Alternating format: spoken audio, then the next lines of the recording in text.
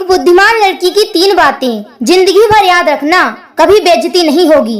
नमस्कार प्रिय दर्शक बंधुओं, एक बार फिर आपका स्वागत है आपके अपने चैनल प्राचीन सच्ची कहानियां यूट्यूब चैनल में। प्रिय दर्शक बंधुओं, इस वीडियो में बताई जाने वाली बातें यदि आपने जीवन भर याद रखी तो आपकी कभी बेइज्जती नहीं होगी। ये 3 बातें आपको कभी भी किसी के सामने शर्मिंदा नहीं होने देंगी। आपके जीवन में बहुत ही काम आने वाली इन बातों को ध्यान से सुनना। प्रिय दर्शक बंधुओं, इस कहानी का एक एक शब्द बड़ा कीमती है, इसलिए वीडियो को बिना स्किप किए अंत तक अवश्य सुने। किसी गांव में एक ठाकुर साहब बहुत ही जमींदार आदमी थे। उनके पास सैकड़ों एकड़ जमीन थी। दूर दूर तक वे किसी परिचय के मोहताज नहीं थे। छोटे से लेके बड़ा हर आदमी ठाकुर साहब को उनके नाम से जानता था। उसी गांव में एक मूंगावल नाम के सेठ रहते थे, जो गांव में एक परचूनी की दुकान चलाते थे। सेठ और ठाकुर साहब दोनों एक दूसरे को अच्छी तरह जानते थे। एक दिन ठाकुर साहब ने एक बढ़ई से बैलगाड़ी बनवाई, जो पुराने जमाने में हुआ करती थी। गांव और देहात में उसे रेहड़ू कहते थे।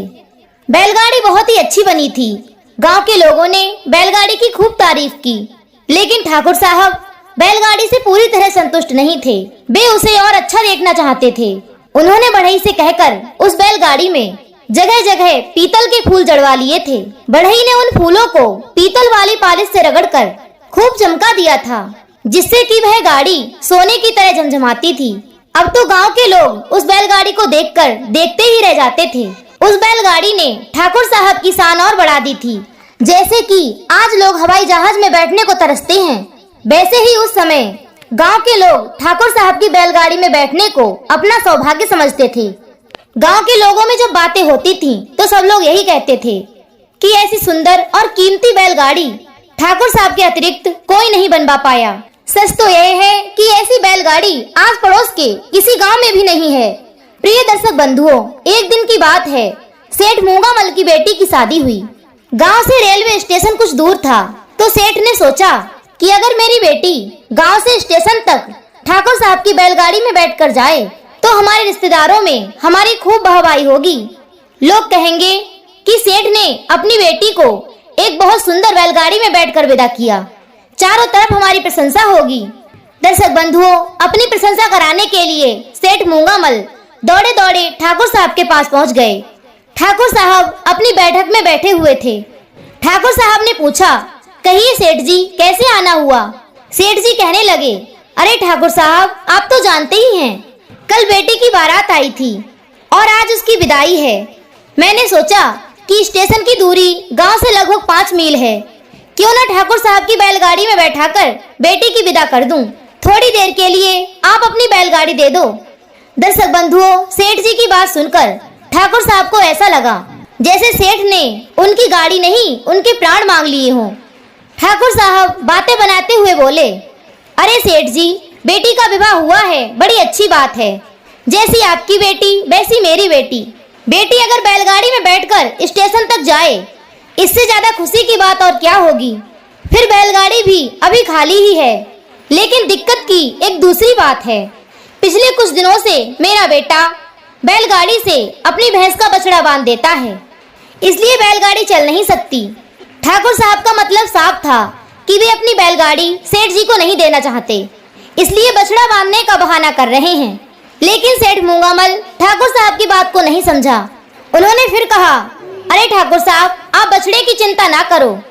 उन्होंने फिर कहा, अरे ठाकुर साहब, आप बछड़े की चिंता ना करो, बछड़े का रस्सा खोलकर मैं उसे खूंटे पर बांध देता हूँ। सेठ जी की बात सुनकर ठाकुर साहब को गुस्सा आ गया। उन्होंने तिरछी आंखों से देखते हुए सेठ को घूरकर कहा, क्या तुम मुंह से इनकार सुनकर ही मन की बात समझोगे? दर्शक बंधुओं, सेठ ने ठाकुर साहब की आंखें देखी और बोल सुने तो चुपचाप अपने घर लौट आया। उन्हें अपने आप पर बड़ी गिलानी महसूस हो रही थी। सेठ को उदास देखकर सेठ की बेटी समझ गई कि ठाकुर साहब ने गाड़ी देने से मना कर दिया है। सेठ की बेटी समझाने लगी, हे पिताजी, ठाकुर साहब ने गाड़ी देने से मना कर दिया तो इसमें उदास होने वाली क्या बात है? मनुष्य को ये 3 बातें हमेशा ध्यान रखनी चाहिए। पहले तो ये आदत ही बुरी है कि दूसरे से चीज मांगकर अपनी शान बढ़ाई जाए। कुछ लोगों की यह आदत होती है कि कहीं जाएंगे तो किसी से कपड़े मांगेंगे, किसी की घड़ी, किसी की गाड़ी, किसी का घोड़ा तो किसी का कुछ। उनकी यह सबसे बड़ी भूल होती है कि किसी दूसरे की चीज से इज्जत बढ़ जाती है। मान लीजिए यदि एक बार किसी दूसरे की वस्तु से तुम्हारी प्रशंसा हो भी जाए, तो बाद में जब ये बात लोगों को पता चलेगी कि उन्होंने दूसरे की चीज से अपनी शान बढ़ाई, फिर तो वही लोग उपहास उड़ाने लगेंगे। जो व्यक्ति दूसरे से मांग कर चीजें बरतता है, इससे वह सबकी निगाहों में गिर जाता है और उसकी झूठी शान उखड़ जाती है। और दूसरी बात यह है कि यदि हमें दूसरों से कोई चीज मांगनी ही पड़े, तो उस मांगने को हम अपना अधिकार ना माने, किसी से कुछ देने की जिद ना करें, और कोई इनकार भी कर दे तो बुरा ना माने। उसकी चीज यदि उसने ना दी तो इसमें बुरा मानने की बात क्या है। वही चीज अपने पास बनाने का प्रयास करें। सच्ची शान अपनी ही चीज से होती है, भले ही वह आपके पास ज्यादा महंगी ना हो। जो हो उसी में आपकी इज्जत है। मनुष्य को दिखावा नहीं करना चाहिए। एक कहावत है, जितनी लंबी चादर हो पैर भी उतने ही फैलाने चाहिए। झूठी शान के चक्कर में यदि अधिक पैर फैला लिए तो सिर्फ हंसी और निंदा के ही पात्र बनोगे। झूठी शान ज्यादा देर नहीं टिकती। तीसरी बात यह है कि हम ऐसे लोगों से ही लेन देन करें जो विश्वासी हों, आपकी समस्या को समझने वाले हों, जिस पर हमारा अधिकार हो, जिस पर हमें भरोसा हो कि हमारे मुंह डालने पर वो इनकार नहीं करेगा, जिससे आपका व्यवहार पहले से चलता आया हो, जिसके लिए आपने कभी अपने द्वार से निराश न किया हो, काम पड़ने पर आपने उसे बिना मांगे दिया हो। ये दुनिया का नियम है कि पहले देने वाले को ही लोग देते हैं। लेकिन सबसे अच्छी बात तो यह है कि हम बार बार किसी के सामने हाथ ना फैलाएं। बार बार मांगने से उसकी नजर में आपके लिए इज्जत कम हो जाती है। जब उसे लगता है कि इसका तो रोज का यही काम है, तो फिर वह आपसे घृणा करने लगता है। दर्शक बंधुओं, ये 3 कर्म सबसे अधिक कष्टदायी होते हैं। बार बार मांगना, पराये घर में रहना और दूसरे के भाग्य पर जीवन निर्वाह करना। दर्शक बंधुओं, सेठ अपनी पुत्री की बात अच्छी तरह समझ चुका था कि किसी दूसरे की वस्तु जहाँ तक हो सके नहीं मांगनी चाहिए। तो दर्शक बंधुओं, यह थी हमारी आज की कहानी।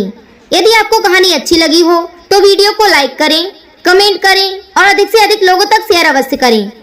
और यदि आपने अभी तक चैनल को सब्सक्राइब नहीं किया है तो कृपया चैनल को सब्सक्राइब अवश्य कर लें। फिर मिलेंगे इसी तरह की एक ज्ञानवर्धक कहानी के साथ। इसी के साथ दर्शक बंधुओं, राधे राधे, जय श्री कृष्ण।